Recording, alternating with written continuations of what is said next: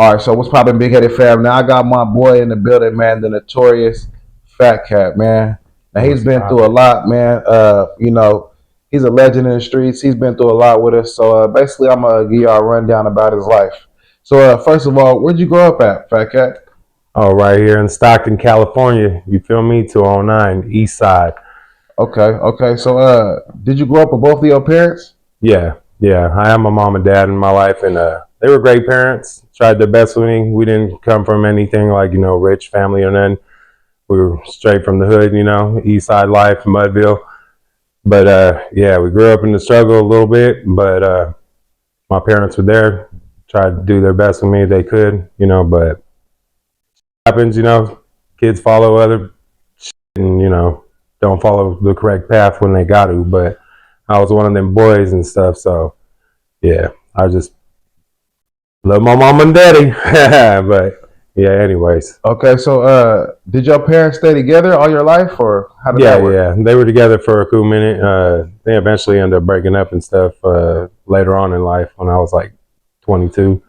Okay. Had a little falling out, and that was due to me being a badass kid, like just really doing wrong to them. Like I was lost soul at that moment, and I put it upon them by being a thief and stealing from them. And just my dad, always was solid and was there for me. Like he never gave up, and I took advantage of that. And no matter how bad I was and my mom hated it, he stuck by my side. And yeah, that's what made them fall out. My mom couldn't stand it no more. She was just like really done with it. So So was this? she ended my bad. She ended up cut me out of her life, and then yeah, my dad stood up for me. Next thing you know, it they split because of that. And then yeah, it was a cool little minute, but they ended up getting back together eventually. Like and So would you yeah. say all your life you've been like out of control like that? Like what age did this start? The Oh behavior of shit, stealing. young. Like I was probably, I'll say probably when I first started smoking. Like started in sixth grade. Really, honestly, I was a badass kid drinking. Not like that, but like the kids there would bring vodka in bottles, and we drink that shit, smoking the back in the playgrounds and shit, like, and do some badass.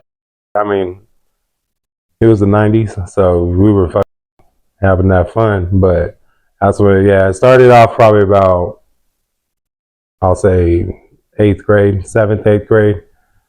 We had the scraps and fucking Northays and all types of shit. So following along suit of what we were born into. But yeah, started off young, seventh grade. I'll say my behavior. Okay. Did you have any brothers and sisters growing up? Yeah, I got a brother and a sister. Older brother, he lives in Ohio, and he's smart.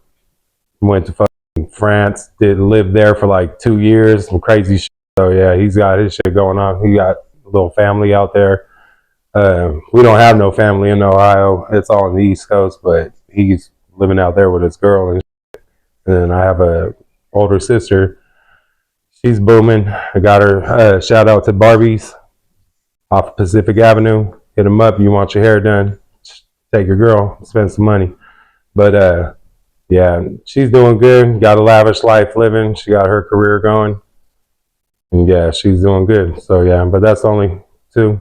Besides like my friends and shit like that. But that's it. Okay. So you said you started spiraling out of control at a young age. Like, so would you say that was around like elementary, or you said about eighth grade? Yeah, it started about eight. So what made you start spiraling out of control? What was it? Influence. That's what it was. Honestly, trying to be like everybody else, and then trying to go above that so that they can think like I'm trying to fit in and do stupid shit like that, impress people, impress the girls, and not even focus on real goals that now I regret. Like, damn, I wish I can go back and fix them, because that would be like best thing I could do for my future. Because man, it's a hard world right now. So So were you a good student back then? no, nah, I wasn't good at all. I mean, yeah, to the teachers, I was cool, But like behavior wise, I was cool. Yeah, I just didn't want to do schoolwork and Okay. rather impress my friends and thinking, like being smart is fucking uncool and shit. So So, yeah, so growing up, like about ninth grade, you said eighth grade you started turning that chapter. So ninth grade, what were some of the things you started experiencing going into high school that really changed your trajectory as an adult? and I was running with the homies after that and thought it was the way to go. Like, and I got kicked out of ninth grade and first 6 months fighting and shit with the Southerners, Southside and fools too. Like, cause they were coming to our school, Vista cats.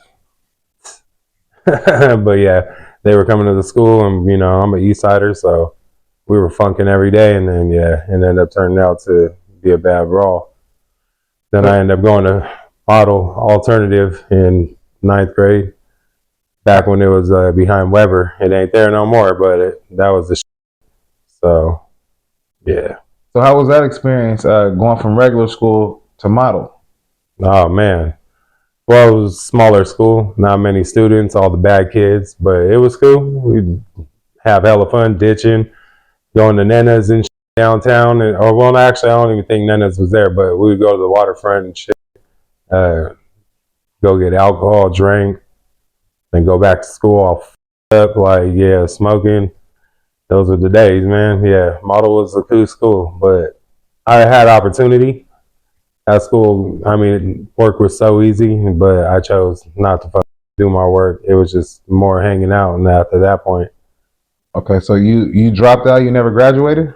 yeah, I ended up dropping out, and I was short like 20 credits, and then I turned 18. I was just doing hella bad at the school, so they didn't like me, and when I turned 18, they pulled me into the office and told me like, "Oh, you ain't even got to be in school."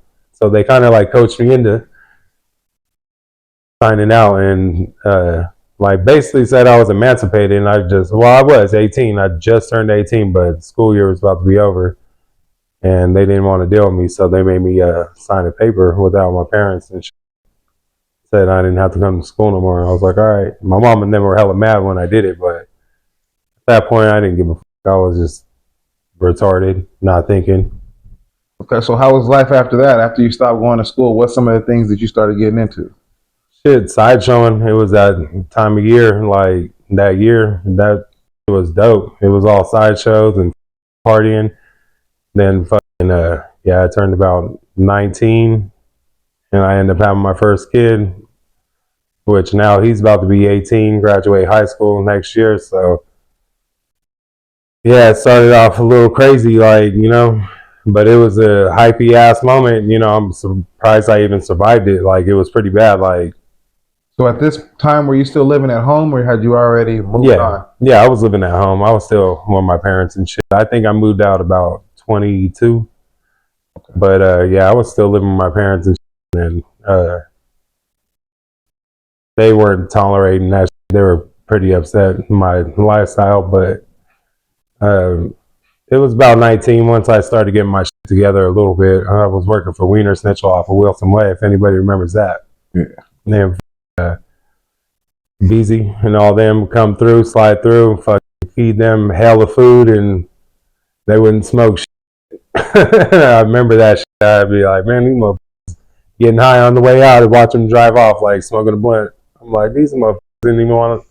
They could just gave you $200 worth of fucking chili cheese fries and shit. You guys don't want to hook me up. And yeah, that was the moment I started getting my shit together. I worked there for about 6 months. But yeah, I was about 19. I got that job because I'm my first son, Jonathan. And yeah,